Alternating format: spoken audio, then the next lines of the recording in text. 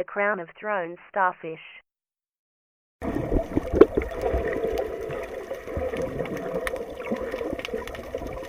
The starfish continuously destroys the reefs because coral is part of its food and is very difficult to prevent.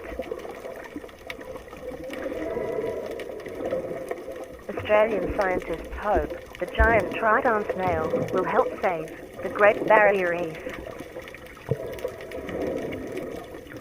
Because the snail is immune to the poison of the crown of thorns starfish,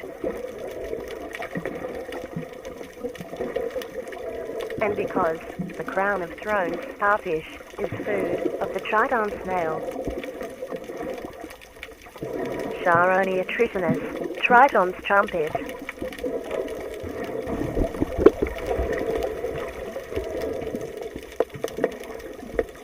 Thank you for watching.